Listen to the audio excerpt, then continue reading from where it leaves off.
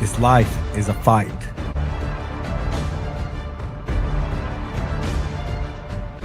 What are you focused on?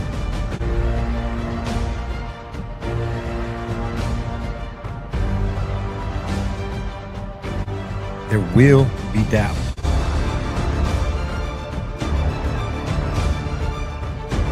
Pain, it's inevitable.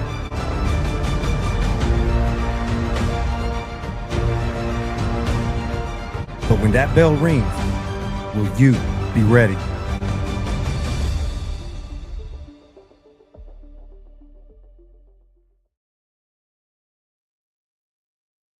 What's up, everybody? Welcome back, Bucketheads, to the Spit Bucket Podcast, man. Big episode today. Exciting episode today, right in the middle of a Friday. I haven't eaten lunch today. So I took a little break because I'm so damn excited for this fight. We just saw the final weigh-in. So much to talk about. So we'll get into this. Just let me make sure I got my stuff in order because, like I said, it's just me now, guys. It's just me. So tomorrow, the big day, the day we've all been waiting for, Ring 4 presents, or Riot Season presents the Ring 4 Night of Champions, where we get to see future talent, young talent, existing talent trying to redeem itself. It's so much, man. And then obviously we're just going to take this through and do our first fight pick as a solo show. So it'll be the Spit Bucket Podcast Night of Champions, where we will cover Mason Noakes, Bam Rodriguez, Puma Martinez, Brian Norman Jr. versus Devin the Dream Haney, and of course the main event, David Benavidez versus Anthony Yard. It feels like Brian Norman Jr. and Devin Haney are the main event, but we're gonna do it, treat it like we're supposed to. So about money, appreciate you locking in, bro. Appreciate you locking in, dog. This shouldn't be a long episode. I will I think a lot of folks are picking relatively the same, except for the big one. And I want to be sure to put my thoughts, my thought out thoughts, my well thought out thoughts, and make sure that y'all understand why I'm picking, especially the Norman Haney fight.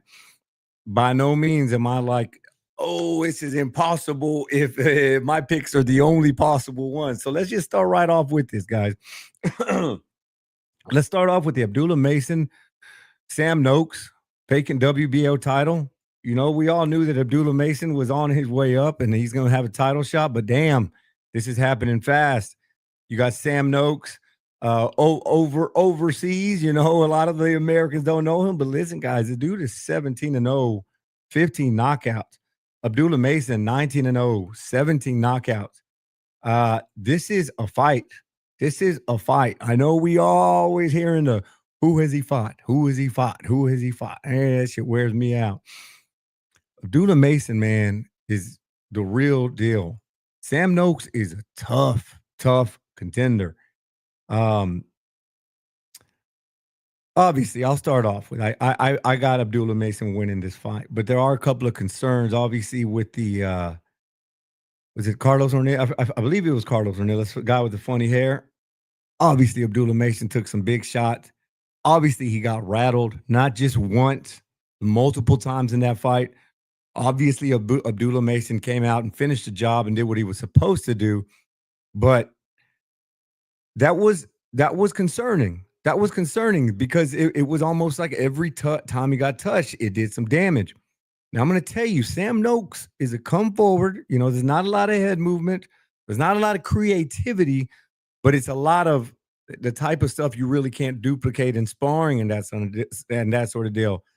And on top of everything, he's going to touch Abdullah Mason at some point. Abdullah Mason has tremendous defense. I love the kid's work, his angles, his movement, his shot selection, his precision. But he's shown to be touched. Shout out to Al Money. Appreciate the two-piece, my boy. I really appreciate it, dog. Every bit of $2 might not seem like a lot, but you don't know what you're doing to this algorithm, brother. So I appreciate you, my boy. Red Corner, what's up, Jam? Appreciate you tuning in. Yeah, we got a little Max covering the Jake and Joshua pressers. Big shout out to Max Calendro. Uh, young phenom, man. But let's get back into this. I was saying Sam Noakes will touch Abdullah Mason. It's going to happen. There's a professional fight, and I am very curious how Abdullah Mason handles the pressure. I believe Sam Noakes fights in a straight line. I don't believe that part's going to be tricky, but I do believe there's going to be some adversity. Sam Noakes probably hits harder than anybody Abdullah Mason has fought. And on this stage, both guys are just as hungry. Spit Bucket doesn't just talk about X's and O's. You got to consider the mindset. Both guys are starving. Both guys want this opportunity. Both guys understand that the world will be watching. And ladies and gentlemen, the first title fight of the day is going to be a good one. There was a time and place in boxing where this would have been a main event just a few years ago, man. And we would have had to, I'm not saying it'd have been a pay-per-view, but this would have been a main event on a top-ranked ESPN card or something. And this is the first title fight that we get to watch tomorrow. Shout out to Red Corner Boxing, man. If you guys don't mind, go and give these guys a follow. They work. My boy Jam and Mr. Neutral work. They constantly giving us content, so appreciate that. Noakes can pop, but so can Abdullah. Agreed, man.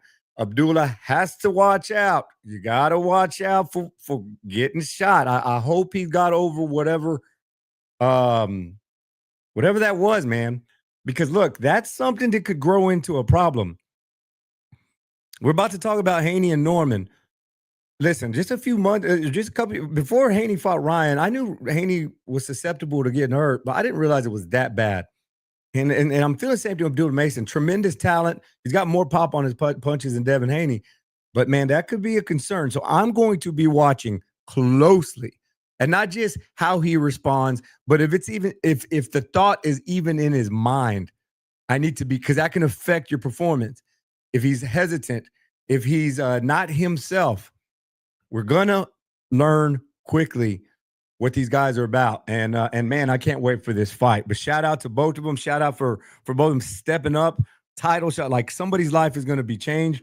And my pick is the young man from Ohio, Abdullah Mason, bringing back a world title to the United States. And I think this is a launching pad.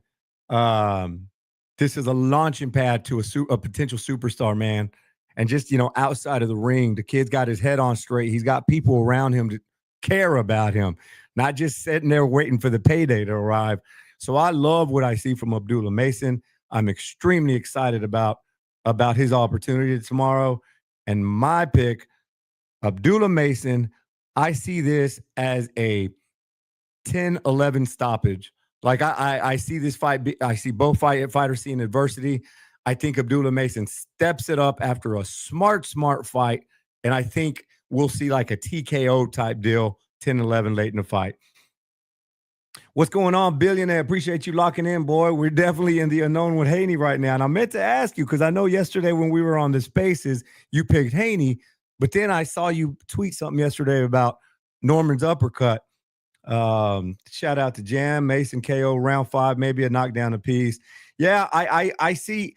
If this was any other situation besides a title shot on the world stage, I would be picking an earlier pick. But I just think both guys are going to empty the tank.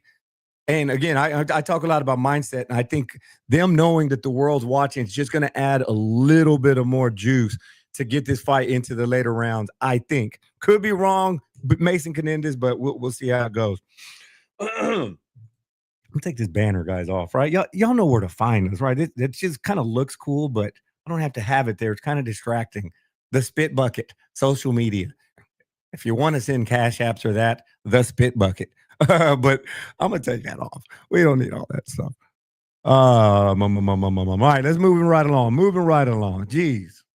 One title fight with one young superstar who's about to prove himself or hoping to prove himself. Two superstars looking to prove himself. Straight to another young phenom who's already, in my opinion, cemented himself a Hall of Fame career already, especially with how loosely we're letting folks in the Hall of Fame these days. But Jesse Bam Rodriguez versus Fernando Puma Martinez. Dude, This fight might steal the show. This fight truly might steal the show. We saw the show, by the way, is Benavidez Yarde. We already seen Brian Norman Jr. and Devin Haney kind of stealing the show, but this fight might steal the show from bell to bell. Bam Rodriguez, a precise precision. I think everything I love about Abdullah, I love about Bam, man. Yeah, we're gonna get into that here in a bit, my dude. Bam versus Puma. Let's check out Bam versus Puma going well under the radar. Headline most events. Bam TKO round 9 for Jam. Listen, man, this is going to be a great fight. Bam is another one of those guys like Abdullah. Hell, anyways, it's solidified. But the comparison I'm making here is you're not gonna have to worry about a track meet. You're gonna see elite defense that doesn't involve us being concerned how big the ring is.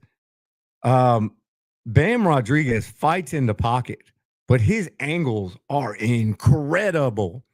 I remember about 3-4 years ago, I saw the angle work and I said the word Lomachenko and I got jumped all over. Oh, are you comparing this young guy to Lomachenko? Now everybody's saying it. Bam Rodriguez has the Mexican in his DNA, you know, the toughness. I don't think he fights like a Mexican, but it's there in the DNA. He's got a team around him that likes to fight, likes to push out the fight, but Bam Rodriguez is a highly intelligent fighter. The angles, the slips, the turning his opponent, disappearing when you think you're going to hit him, like when you're throwing a straight shot and he's not there when you look up. Bam Rodriguez is special, guys.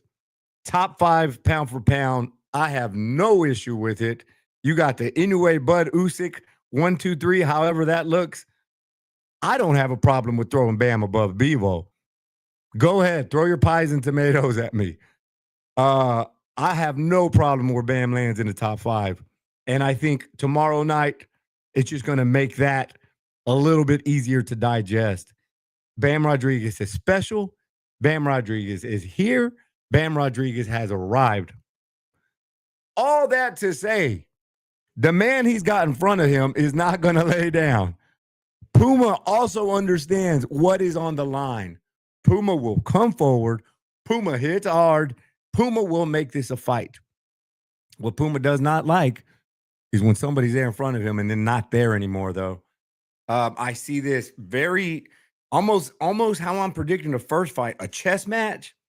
Somebody who is going like Abdullah, who is an offensive machine, but also he's going to have to lean on his defense. And when I say defense, I don't mean running. I mean his elusiveness, his slickness, his slipping. Keep your damn eyes open because there will be a lot of punches coming your way.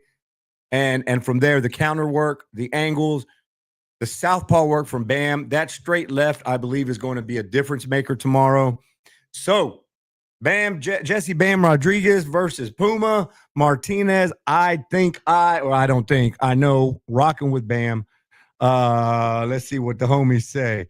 Billionaire, Puma's going to fight the hell out of Bam. Yes, Bam better be ready.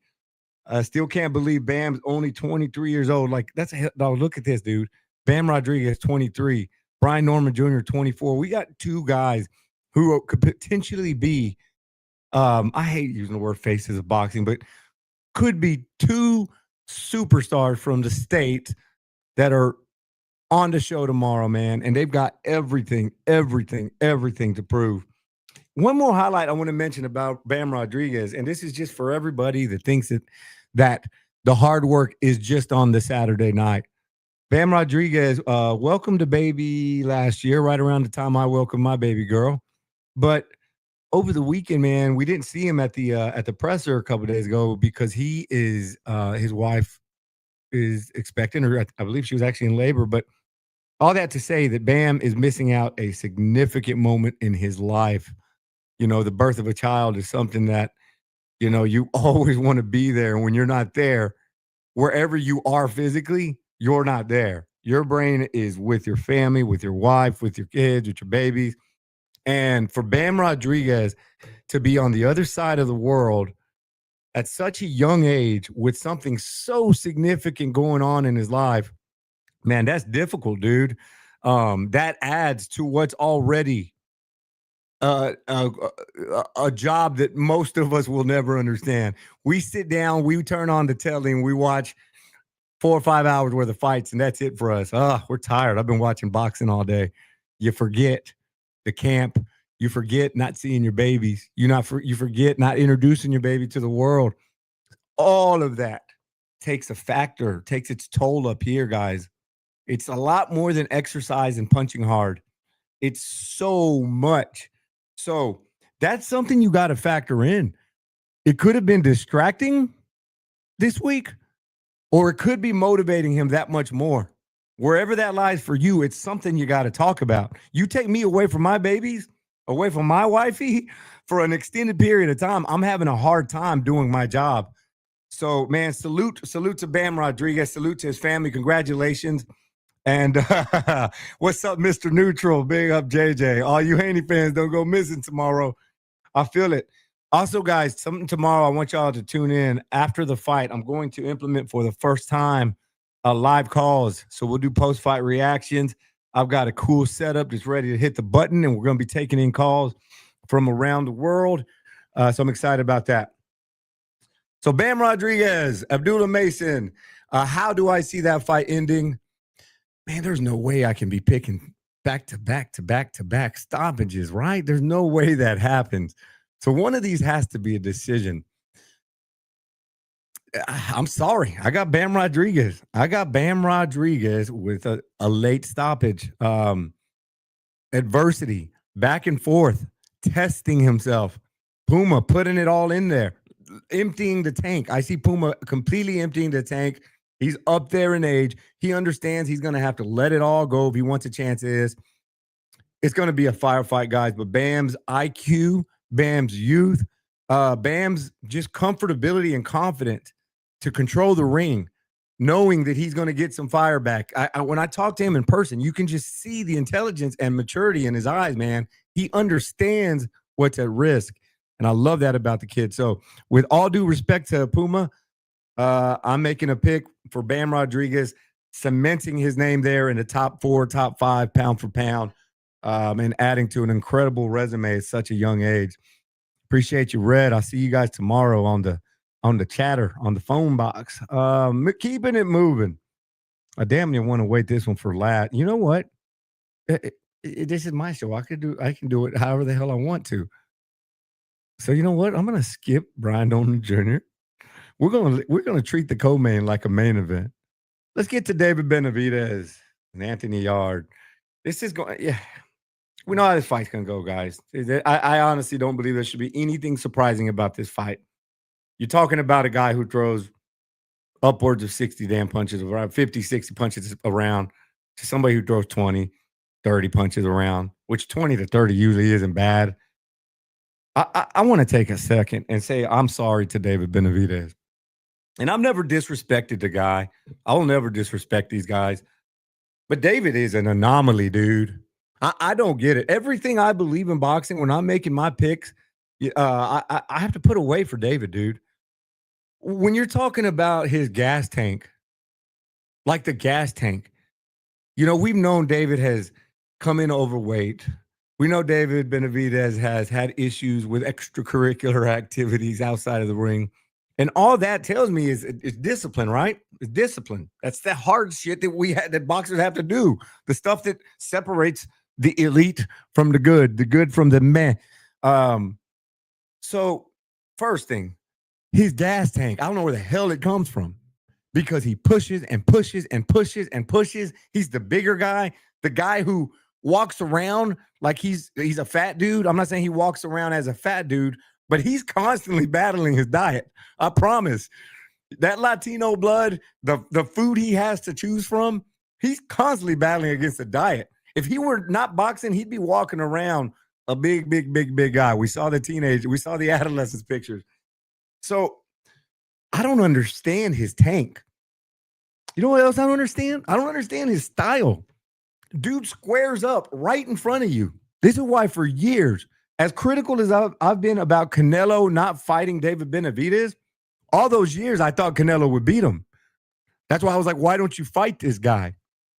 But whether it was Caleb Plant, whether it was David Morrell, like I keep thinking that the technical boxer is the technical boxer who maybe he's a little more disciplined outside of the ring is gonna beat David or shock him. And dude, David keeps shutting me the hell up.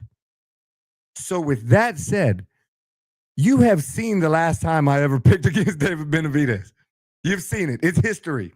JJ's not picking against Benavidez no more. Even if he fights Canelo, especially now if he fights Canelo. Obviously Canelo's turned a corner on his career and it is what it is. And we should all be grateful for that career and what he's put to sport. But David Benavidez, I'm sorry, dog. I'm sorry. Look, I still don't have David Benavidez in my top 10 personal pound for pound list. Maybe that changes. Maybe it should change. Maybe I need to change. And that's probably me being stubborn because I'm not crazy about his style. That bazooka, though, dog, that output, the power, the way he wears you out. Ugh. I don't know why I picked against him so much. I honestly don't. It's just me being an old traditionalist, right?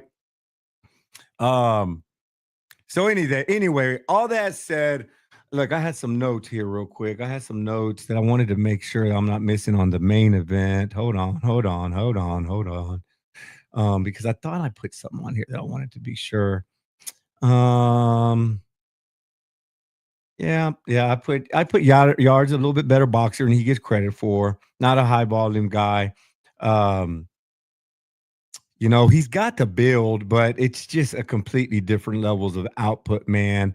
And then completely opposite what I was saying about Benavidez as far as his gas tank.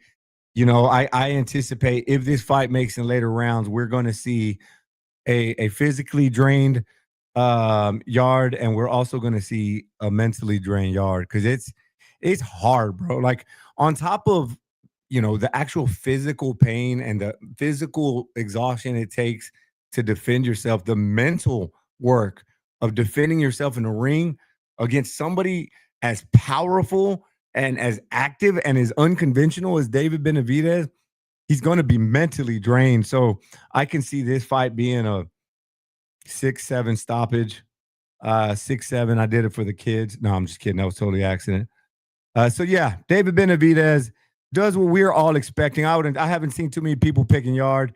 In my pick for David Benavidez, a very impressive, maybe slow start, maybe a couple of decent rounds for Yard. That if you want to score, if you're looking to score a round for the underdog, I say those come very, very early, and then from there we see the difference, and we see David Benavidez continuing to shut me the hell up. Oh yeah, man! Canelo versus Bud 2 next year. I put out a little clip on Twitter because right when Io and me were still working, we said, "What's next for Canelo?" And I was like, "I mean, why not the rematch? I've seen worse rematches. Say what you want. The fight was still a little competitive. I wasn't that crazy about the scorecards, but it was one round away from being a draw, guys." And I put a little clip out on Twitter. When you're not the champ and you want what the champ has, your focus, your everything just increases just a little bit more. Am I saying Canelo beats Crawford? No. I'm picking Crawford even bigger than I picked it the first time. But we might see something that Canelo hasn't had to do in a while, and that's get back to the drawing board and go get what he thinks is his. So we'll see. Maybe that's the motivation that makes this an interesting fight. Look, Terrence Crawford went from I need my opportunity to prove this to the world to now he's modeling and taking pictures and traveling everywhere. You got to factor that in. So this rematch, if we're just looking at the two fighters and what they can do physically, yeah, it's probably gonna look a lot like the first one. But you have to factor in the mind game, man. You have to factor in the distraction. I mean, just think about you at your job. You'll have a great day one day, but if you got a bunch of stuff going on at home, or if you had a great vacation, or if you've been traveling, it's really hard to focus, man. It's really hard to go to the grocery store and load the fridge back up. So imagine that on a much giant scale.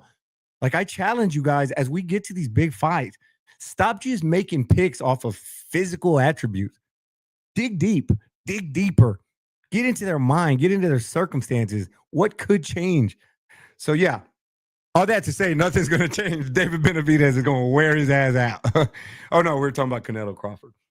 All right, guys. And now, let's take this to the co-main event, the fight that everybody is buzzing.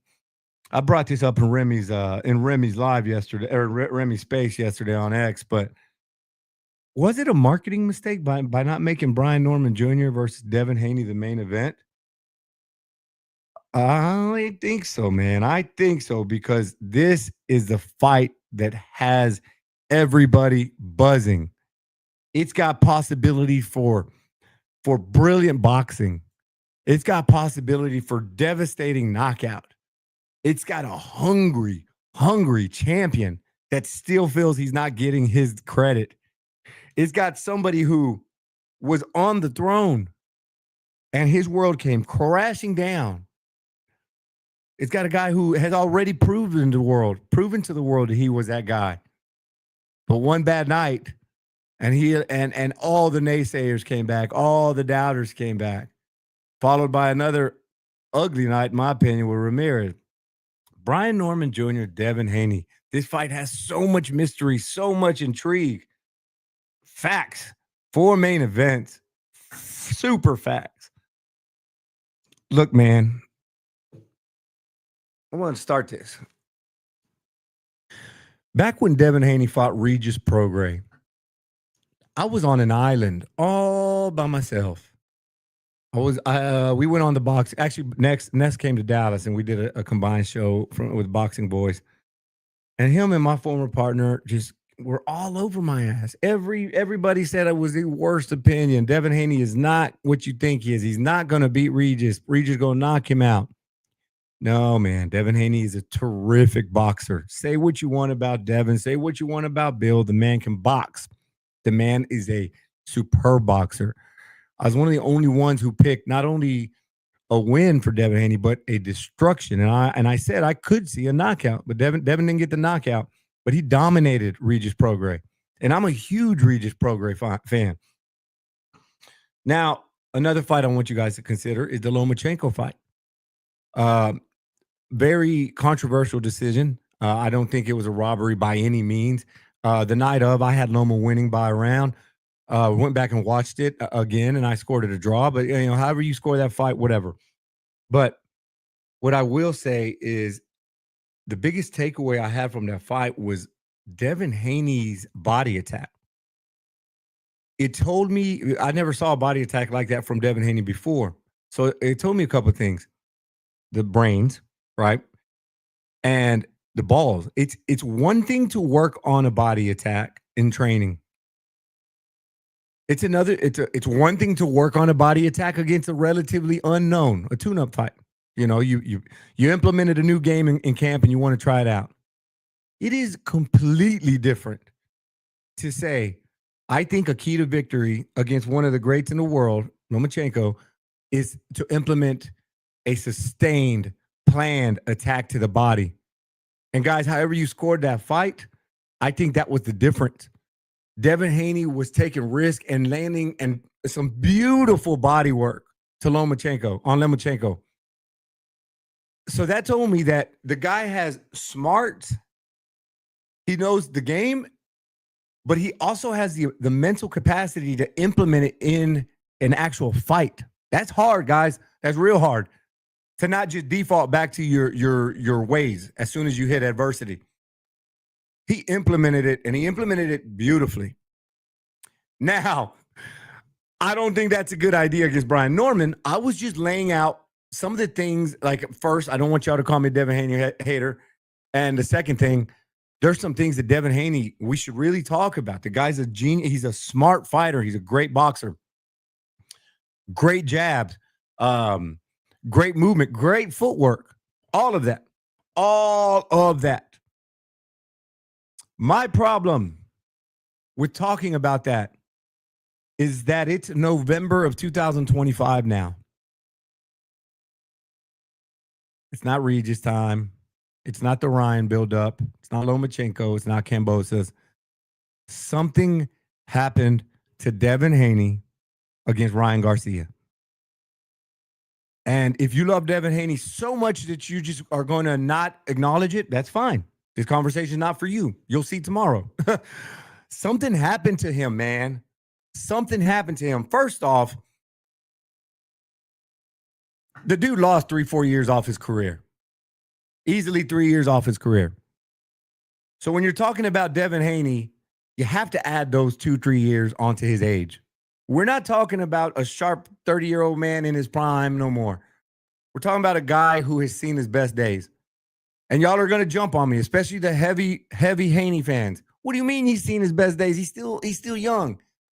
That fight took years off of him. See Meldrick Taylor. Yeah, he was still young, but never the same again. And I'm not saying Ryan Garcia. I'm not blaming the whys. I'm just saying the results of the fight. We're not here to talk PEDs. We're not here to talk about he missed weight and he was heavy and he was hydrated. We're not talking about that. We're talking about the damage was done, guys, and it sucked. And we cannot forget about it. Devin hasn't. You know how I know he hasn't forgot about it? Because he refused to engage against Jose Ramirez, guys. Jose Ramirez. Respectfully. That was supposed to be the fight where you prove to the world, you prove to your dad, you prove to Turkey, but most importantly, you prove to yourself that you're okay. And dog, I did not see it. I did not see even an inkling of it. I saw somebody who said, hey, I need to be a little more elusive, and I need to be more careful this time around. I can't get hit. But what better opponent than a Jose Ramirez to go in there and test myself, to go in there and see my footwork, but to go in there and get comfortable in this jab, to go in there and get comfortable with going down to the body without being worried about what's coming back. He didn't do any of it, guys. You don't get comfortable in sparring. You don't get comfortable with 16-ounce gloves and the headgear. You don't. You don't get comfortable watching film. You don't get comfortable lifting weights. You don't get comfortable throwing weights at a wall. You don't. The one thing he could have done, like when Bernard Hopkins told us when he fought Tito Trinidad, the entire camp have a damn tennis ball stuck to your face, between your face and the gloves. And when that drops, get me down and give me 20 push-ups. You can work on that. But what's going to happen, guys? This is a question. I think I have my idea of what's going to happen. But what's going to happen, not when Brian Norman lands cleanly.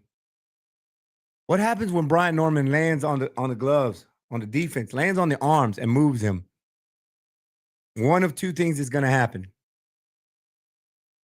Haney will say, oh, I got this. It wasn't what I thought it was. Or the PTSD. Guys, you don't choose to activate trauma. You don't say, oh, I'm thinking about this. This reminds me of that. Let's sit and have a mental revisit of the Ryan Garcia. You don't think about that. It happens on its own. That's why it's called a subconscious. It happens. So my biggest concern, man, is that Devin Haney has not given himself that chance. We don't know. He don't know. We saw the Ryan Garcia fight followed by the Ramirez fight. So all of these great predictions that I've heard, brilliant assessments. Shout out to Remy. Remy on X, yesterday on Twitter. He took his time to dive deep into both fighters and their past opponents. And I noticed they were talking about 2023 yesterday. Do you think Brian Norman Jr. is still the fighter he was in 2023? No. Brian Norman Jr. is doing this in terms of skills, confidence, grit, belief, strength. He's 24 now. He's only 22 a little bit in 2023. He's doing this, guys. Devin Haney's doing this. we have to factor it in. You can't just say, well, I watched his fight against Kambosos and I watched his. You have to factor in where we are today. And I believe with all of my heart that Devin Haney is not the same fighter anymore. And if I'm wrong, I'd be extremely proud of him. He deserves all the flowers. And now we have a story that is going to sell for ages. Salute. That's why Devin Haney's taking this fight. He's got an opportunity to resurrect what was already a great career and shut up so many doubters. I just don't see it, man. I just don't see it.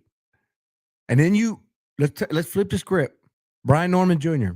A lot of people don't know. A lot of people are just getting to see his personality and his story and who he is and all that sort of deal. Before the Santillan fight, we spoke to Brian Norman Sr., and he had made mention that this fight for Junior was everything for him. That this was the fight where it was win or go home, take on another career. And we saw something in Brian Norman Jr. in Santillan's backyard.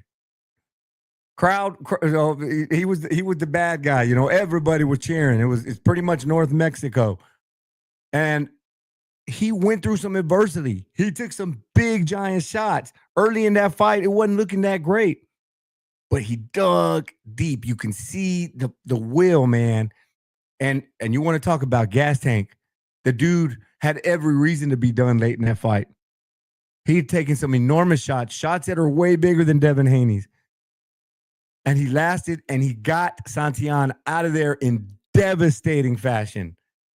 Not just a close win, not a premature stoppage. He did the pose, man, and it was devastating. And what that did to his confidence, what that did to his work ethic. And guys, he's getting stronger just naturally. He's only 24. Y'all ever heard grown man strength? Brian Norman Jr. is not just a boxer. He's not Ricardo Mayorga. He's not just a big puncher. Brian Norman Jr. has skills. Brian Norman Jr. has footwork. I'm not saying he's got the greatest feet in the game. He's got enough. Brian Norman Jr. has one of the sneakiest left hooks. Brian Norman Jr. gets very creative with his uppercut. These are all things that you're not going to be able to see. These are all things that you can't spar against. And I'm concerned for Devin Haney, guys. I'm concerned for Devin Haney. All that said, the way I see this fight playing out, I think Devin Haney is up on the cards early. This is if we're not seeing Jose Ramirez, Devin Haney. If we're seeing Lomachenko, Regis, Devin Haney, the confident guy. If I see Devin presenting a tricky fight, a little bit of confusion early in the fight, but all that time, Brian Norman is allowing him to get comfortable and wanting to mix up and wanting to get mid-range and wanting to exchange the way we've seen Haney do against Linares, against Loma, against Regis, against Ryan when he shouldn't have. That's what Devin likes to do, even if it hurts him. So I think I don't believe Norman is going to come out like a bat out of hell. I think he's going to be cool, calm, and collected.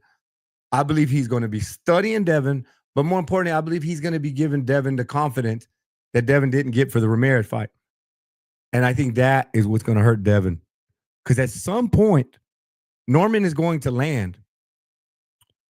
And here's something that Devin Haney fans are going to get mad at me about. And y'all going to, this is a terrible comparison, but I believe, based on what my eyeballs saw on that Ryan Garcia fight, is that Devin Haney has a historically bad chin now. Yes, like Amir Khan. I didn't believe that before the Ryan fight. It was a concern. Like I talked about Abdullah, it was a concern because of little things I've seen from Linares, from the Loma 9th round with Lomachenko, a naturally 130 Lomachenko. Obviously, Ryan. Look, Ryan Garcia, he's a big puncher. Nobody's going to deny that. And he's fast as hell. But you shouldn't get knocked down with the lead left hook, man. If you're as boxing brilliant as Regis Prograis. I saw every time he got touched, it did some damage. And you can't fix those nerves, man. Ask Roy Jones. You can't fix those. You can't fix those nerves. That's not something you can fix in training. It's called fight or flight. Your central nervous system is designed to protect you. Just like when Roy Jones got stopped by Antonio Tarver and then Glenn Johnson came and did the same exact thing. And then every time Roy Jones got touched is because those nerves now are designed to protect him and put him horizontal when he feels attack. And guys, I believe that Devin Haney is shot. I think the world of Devin Haney. I respect the hell out of Bill Haney. I've got a signed Devin Haney autograph glove downstairs. I've picked Devin Haney when a lot of people did it, but I believe Devin Haney is shot, and I believe the world will see it tomorrow, guys. And listen, if I'm wrong, I promise you, I will be the first to come back and say my eyes lied to me, my eyes deceived me. But if Devin Haney chooses to fight tomorrow, shout out to Red, man. I appreciate the super chat. Round 7, Norman Jr. lands fight over. I'm predicting round 8. I'm predicting a round 8 stoppage. And Jam, I don't know if you could talk about this, Red Corner, but I'm not just predicting a stoppage. I'm predicting like a career ender. You know the way people talk about Errol Spence and stuff like that? I predict that if Devin doesn't go in there, and here's the thing. If Devin goes in there and does what he did against Jose Ramirez, yeah, he'll win the fight. But is he going to get Turkey's respect? You know, we know Turkey wants to see the rematch with Ryan. What's that going to do to the PR aspect for Devin Haney? His super fans are going to be forced to say, yeah, he's just running circles. If he does anything like the Jose Ramirez fight, it will essentially confirm my suspicion that chin is historically gone now, guys. If he decides to fight, if he's feeling comfortable and confident based on what happened in camp, or if Norman is kind of letting it go easy and studying and that sort of deal. If he decides to fight, I just don't see it. He's going to get touched, guys. He's going to get touched. And for that, yeah, Mr. Neutral, Devin fighting like he did against Ramirez, he still loses. Norman cuts the ring off 10 times better than Ramirez. Yeah, I'm not saying Norman has the best feet in the game, but Norman's feet are good enough to cut off the basic moving that Devin. Yeah, I said that was basic. That looked like William Skull. That was basic moving. There was nothing creative about how Devin Haney's implemented elusiveness. And don't call me a hater, because just a little while ago, I was giving him all the credit in the world for being extremely creative with how to go to the body against Lomachenko. If he wants to get creative to go to the body with Brian Norman Jr., do I even have to say what happened? Do I? If he wants to move around a lot. I talked to y'all a little bit about what mental exhaustion does when you have a killer in front of you. So moving around a lot against Jose Ramirez, that's fine. You know he's not going to get you. And then if he does, shouldn't be that much concern. It's Jose Ramirez, right? An aged Jose Ramirez. But moving around against a 23 or 24-year-old knockout artist who wants to knock your head off, moving around. There's the physical exhaustion. But what do you think to do mentally, man? When Brian Norman Jr. gets better, stronger, and Devin Haney if he's doing the moving game, he's surviving for his life. I just don't see it, dude. I just don't see it.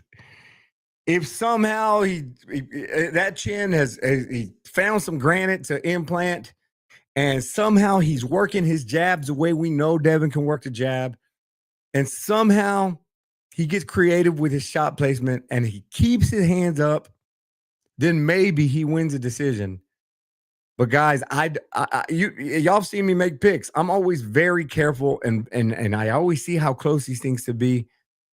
And forgive me if I'm wrong, I just do not see it happening for the November 22nd, 2025 version of Devin Haney. I do not see him going up in weight, making his debut at a weight in a division against a hungry champ who has a huge chip on his shoulders, who has a left hook, which is essentially Haney's kryptonite at this point. I'm sorry, guys. I don't see it. Brian Norman Jr. fights off the adversity early, figures out the puzzle, draws Devin Haney in, and lands a shot. Billionaire called it an uppercut. I see it being a left hook. I could totally see an uppercut, though, but I see it being a left hook. Fight over. If Devin Haney gets back up the way he gets against Ryan Garcia, it could be even worse. You don't see a Brian Norman Jr. smothering his punches, getting overexcited.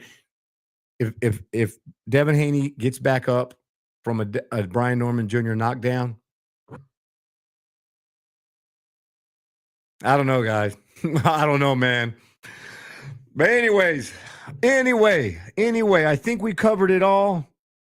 I really appreciate those of you guys who came in. I really appreciate the super chats. Really appreciate all the support. Like I said, guys, tomorrow is huge. Y'all lock in. We're going to jump on and go live immediately following the fight for post-fight. We're going to be taking calls tomorrow, testing the new software. And, hey, this feels like Christmas Eve. Feels like I got to go leave Turkey Claus some cookies and get to sleep early. Well, I'm excited, man. I appreciate all of you guys. What's up, Cousin Raymond? I appreciate you, dog. And Mr. Neutral, Jam, Red Corner, everybody involved with y'all's projects, man. I couldn't be more grateful for you guys. Thanks, everybody tuning in. Billionaire, appreciate you, dog. Thanks for all the support, and salute to your channel blowing up, man. And Al Money, as always, dog, I appreciate you tuning in. Everybody, thanks for all the support, guys. I appreciate all of you guys tremendously. And next time we talk, I can't wait. It's going to be fireworks. Enjoy the fights tomorrow. Come back for the next episode. And y'all have a great night. This life is a fight.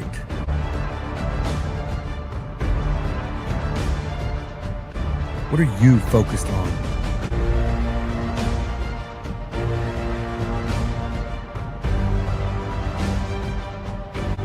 There will be doubt.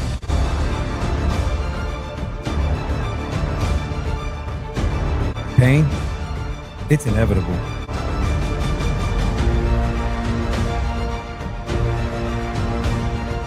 But when that bell rings, will you be ready?